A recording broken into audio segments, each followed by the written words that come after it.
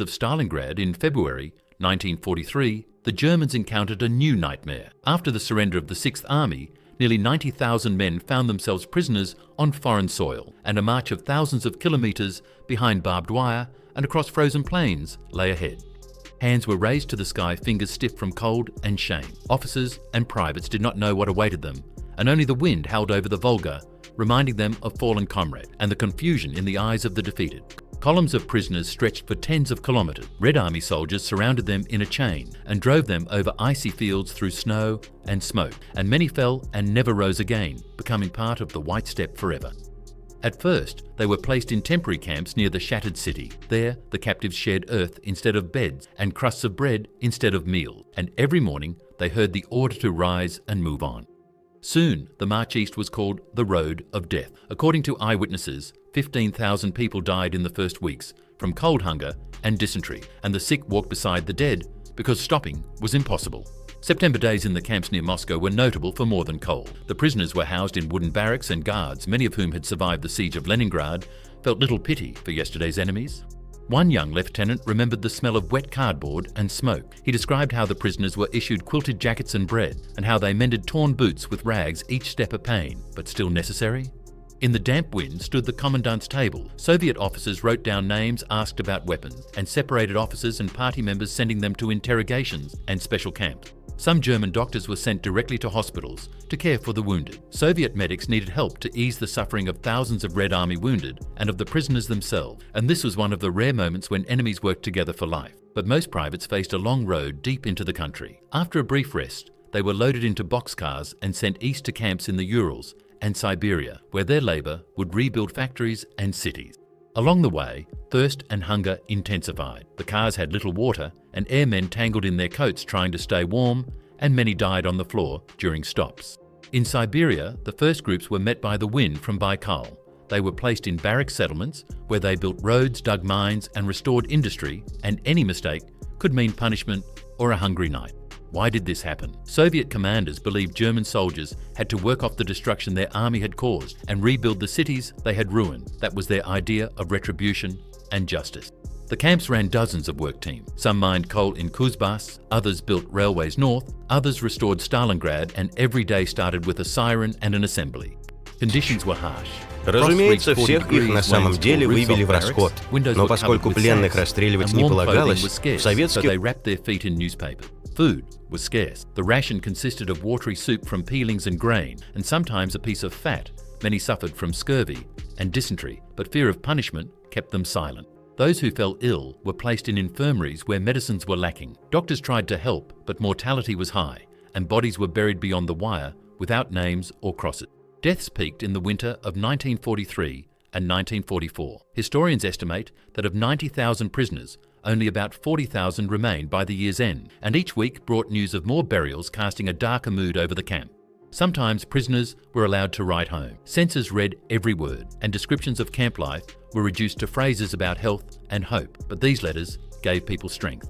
Soviet propaganda saw prisoners as subjects for re-education. They were shown films of destruction, heard lectures on Nazi crimes, and urged to renounce Hitler's ideas. Many listened in silence, and some cooperated to ease their lot. Among the commanders were those who showed humanity. One corporal recalled how a Soviet officer let them gather firewood and brought salted bread at Christmas, which became a symbol of hope. At the same time, there were acts of cruelty and revenge. Guards could beat for the slightest infraction and shot deserters who tried to escape, and these stories spread from camp to camp as warning. Some German officers tried to organise self-government. They drew work rosters, maintained order, distributed rations, and tried to save as many lives as possible, but they could not always resist orders from above. Gradually, the death toll fell. By 1944, food and sanitation improved, new infirmaries appeared, and some prisoners began to adapt, yet death was still a frequent visitor. Beketovka became infamous. The sickest were taken there, and up to 30,000 people died of typhus cold and hunger. The name became a symbol of suffering. Despite the horrors, there were moments of humanity. Prisoners and guards exchanged gifts on holidays, sang songs, and shared stories of family, and this helped them remember their dignity. By war's end, the fate of the prisoners changed. As the Red Army advanced west and Germany surrendered, the number of prisoners swelled, and the USSR began repatriation, first of the sick, then of those who joined anti-fascist committees. In 1945, they were moved to camps in eastern Germany and Poland. There, they rebuilt cities and railways, and many signed declarations of cooperation to speed their release. But most remained in the USSR for years. Authorities believed they must take part in rebuilding in the Urals and Siberia and released only the very ill or those who proved loyalty. Among projects involving prisoners was building the Volga-Don Canal. Thousands of Germans dug earthwork stone, and the canal opened in 1952 as a symbol of friendship, though for workers it was a place of hard labour and loss. Their hands built canals and plants. In Sverdlovsk, they erected steel mills in Novosibirsk houses and schools, and many locals saw Germans not as enemies, but as co-workers. Gradually, relations developed between prisoners and residents. Children brought bread and apples, women helped sew clothes, and bandage wounds, building bridges of support despite past enmity. Some prisoners married Soviet women. After release, they stayed and started new families, a rare example of war leading to unexpected union. German leaders watched over their soldiers. East Germany's government in the 1950s negotiated with Moscow about returning prisoners and used the issue in propaganda, accusing Western politicians of indifference. Return began in 1949. Soviet authorities allowed the first group of the sick and elderly to go home. Crowds greeted them with flags and tears, and radio broadcasts hailed peace. In 1950 and 1953, repatriation continued. Each train brought hundreds of gaunt men. Mothers and wives hardly recognised they told of what they had endured and recited names of the dead. The last big groups came home in 1955. After talks, Chancellor Adenauer negotiated the release of 20,000 prisoners. Their reception in September symbolised closing a painful chapter.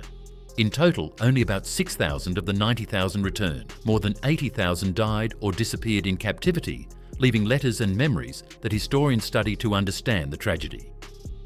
Why did their fate turn so tragic? The answer lies in revenge, hatred, political needs, and lack of resources. In a devastated country, so many lives were lost to history. Soviet leaders saw their actions as just. They said German soldiers were responsible for destroying Stalingrad and millions of deaths and must atone through labour, but individual suffering was not considered. Today, historians discuss these events with more empathy. They seek to understand both sides and tell individual stories to show that behind numbers lie lives. Many letters survived thanks to relatives. They speak of hunger, hope, and sometimes friendship with guards, and how on Victory Day prisoners listened to music and cried remembering home. Narratives often end on unfinished lines. Letters never reached loved ones. Censorship intercepted them, or they were lost. And only decades later, researchers found them and returned voices from the past. Years later, former prisoners and their children came to Russia. They searched for campsites, laid flowers on unmarked graves, and joined memorial ceremonies with Russian veterans, showing that former enemies can become allies in preserving memory. Today, some camps are memorials. At Beketovka, a monument lists names and prayers for peace people come to learn lessons and express sorrow. For some Russians, these memorials recall their own pain. In the same camps, Soviet soldiers accused of cowardice suffered the German prisoners' suffering, stood beside the suffering of citizens, creating a complex picture. German schools teach about prisoners in the USSR. Teachers explain that war does not end with the last shot consequences last decade, and responsibility for other lives matters. In Russian classrooms, the topic was long taboo. Only recently has it been possible to discuss what was done to German prisoners and at what cost canals and factories were built, yet debate remains. New documents raise new questions.